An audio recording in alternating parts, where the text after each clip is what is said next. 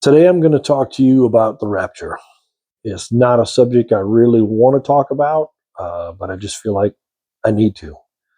This is going to be probably broken into several parts. So I'm going to start with number one. If you haven't heard of the rapture, it's supposed to be a day where all the Christians get taken up to heaven with Jesus, and everybody that gets left behind is not Christians. And this is supposed to be the start of the 7-year tribulation. And it's going to be rough after that if you don't get taken up in the rapture. And that's what I was brought up to believe.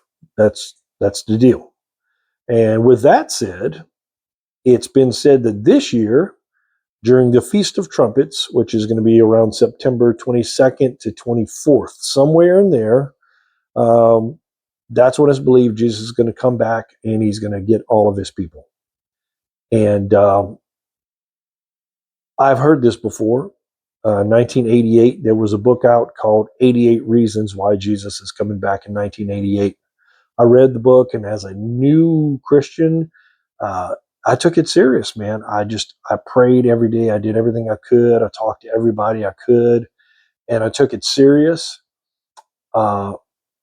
But some part of me had some worries about it because the book started out good, and towards the end, it was about nuclear destruction. It just kind of got off topic a little bit. But there were people who doubted it. And in 1988, during this time, there are people who sold their houses, put their dogs to sleep, gave away all their money. And at that time, it was going to be September 12th, 13th, I believe, somewhere around there. That's the predicted time during the Feast of Trumpets. And, there are people sitting around singing Kumbaya, waiting for Jesus to come, and Jesus did not come in 1988, as you probably figured out.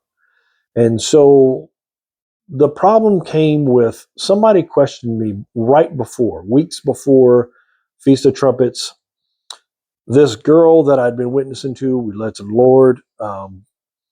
She questioned me and she said, what's going to happen if Jesus doesn't come back for the rapture during that time? And without thinking, understand I was probably 21, 22. Without thinking, I said, well, if he doesn't come back, I'm not going to serve him. I was so sure he was coming back that I was just like, that was it. And immediately, as soon as I said it, I knew that was not right. I shouldn't have said it, and it was wrong. And it's kind of stuck with me. It was a terrible vow to make, and I've repented for it, but it really just thought, man, that was something I shouldn't have said. And anyways, the date came and went, and Jesus didn't show up. And I saw a lot of people fall away. A lot of people left the church. A lot of people just stopped serving God. Then the next year, 1989, the same guy who wrote the 88 book came up with a new book, 89 Reasons Why Jesus is Coming Back in 1989. And he was on TV shows, and he talked about it. And he talked about, well, there's an error in his numbers and something happened. And Jesus didn't come in 1989 either. But it was always believed that he'd come during a Feast of Trumpets, which falls in September. And Feast of Trumpets is 2 or 3 days where they're looking for the moon, and it marks the start of the next season or next month. I'm not Jewish, so I'm not really sure. I just know that that's what people believe, and it didn't happen. 1990, the same guy came out with 90 reasons why. So I'm telling you all this to say that people have been predicting the rapture since back in Hitler's day. Hitler was supposed to be the Antichrist. Mussolini was the Antichrist. They've been predicting this forever. Now, is it going to happen? Is the end going to happen? Yes. How do we know the end's going to happen? I mean, Israel wasn't a nation for a couple thousand years, and now they are. So everything is based around Israel in the Middle East. So if you use them as the timeline, they are the fig tree. They are the way to know what's going on. America, we're not even mentioned. So let's go by Israel. They became a nation, and they've progressed along. But things that are supposed to happen near the end, they're supposed to have a temple, the third temple. They're going to be doing temple sacrifices and all that good stuff. And then the Antichrist is going to come and he's going to set up shop and say, hey, I'm God now. So that lets you know you're halfway into tribulation when that happens. So using that as a marker, how do we know how close we are to the end? Well, in order to build the temple and have everything ready to go, you have to have red heifers, some red cows. There hadn't been red cows in centuries until 3 years ago. In Texas, there were 5 of them, 5 red heifers, red cows. They shipped them all out to Israel. Now, recently, in inspecting one of the heifers, they found a couple of black hairs. Can't have any, or you can only have 1 or 2. But it was 1 or 2 more than it was supposed to have. So what they decided to do with that red heifer that they disqualified, they decided they were going to sacrifice it, just as a practice run. Now understand, they have to sacrifice that red heifer before they start building the temple. Everything, the priest, the temple, everything has to be consecrated with the ashes of a red heifer. It's very specific. If you read the Old Testament, very specific. It has to happen. If you don't have that, you don't have anything. Okay? So they have the red heifers. They did a practice run already. They already have the priest because they did a practice run with all the priests.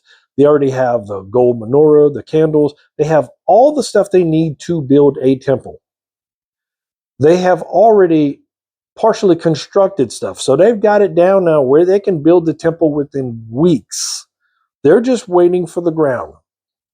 So let's just say Trump helps them out and finds a way to get that ground.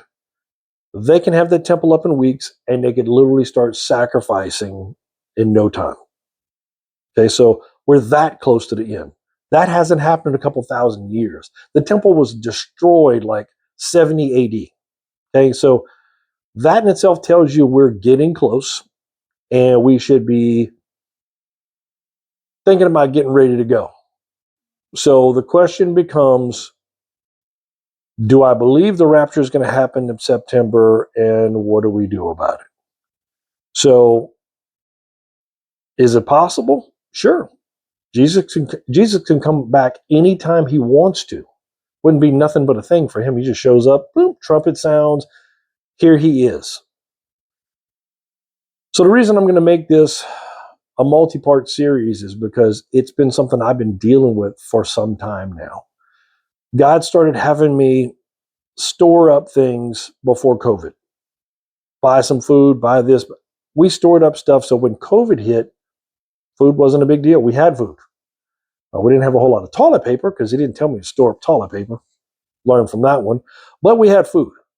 Even after COVID hit. In the recent years, God's been on me about storing up stuff, being prepared, having a certain amount of cash set aside, having food, having stuff to jars, ways of canning food, solar panels, you name it. We've been prepping for some time, and I'm not really a prepper. My wife is definitely not a prepper, but we've been preparing for some things to come. So why prepare for things to come if I'm going to be Holy Ghost airlifted out in September?